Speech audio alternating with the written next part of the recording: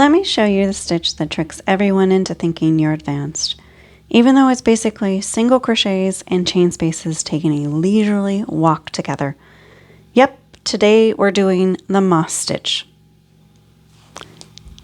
Isn't it beautiful, right? It's gorgeous and it's so simple.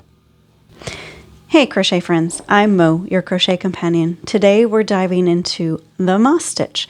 It's modern, it's beginner friendly, it's textured without drama, just like we like it.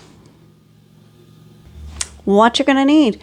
You just need yarn, a hook that matches your yarn label, scissors, and the emotional readiness to fall in love with a stitch you'll use on everything. Okay, so we're gonna start with any even number chains. Seriously, bless this stitch for requiring 0 stitch math trauma. And then I'm also going to show you how to do this with a single crochet foundation row as well, okay?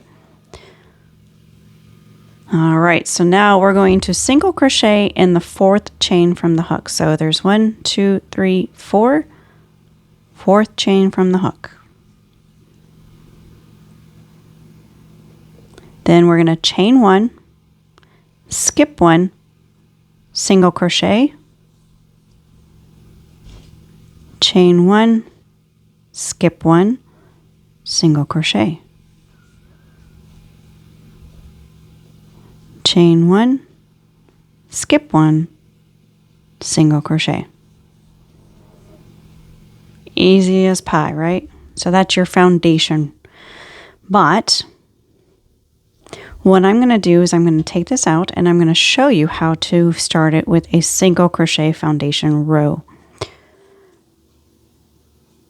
I prefer to have a nice base foundation before I start the moss stitch. So we're going to do a chain of 2, 1, 2, single, well, not quite a single crochet in the first one. So I'm going to insert my hook into the first chain, grab my yarn, pull up a loop, yarn over again, pull through the first loop on the hook, yarn over again, pull through 2.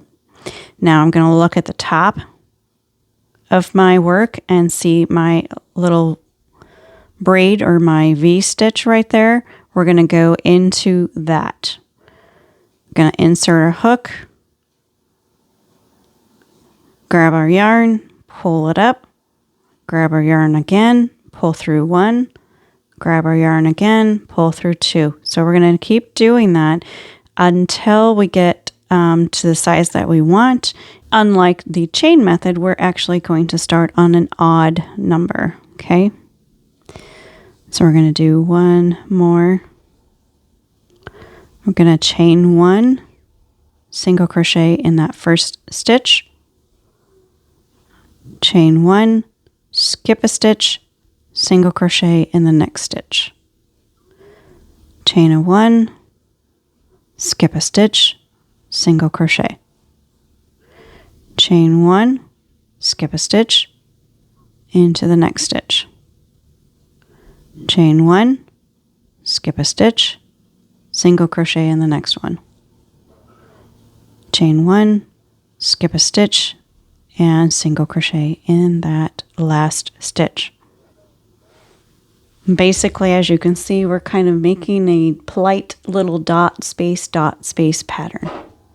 Can you kind of see that a little bit? All right, I got a quick question for you while your hands warm up. Are you team Zen crochet or team I'm counting out loud, don't talk to me?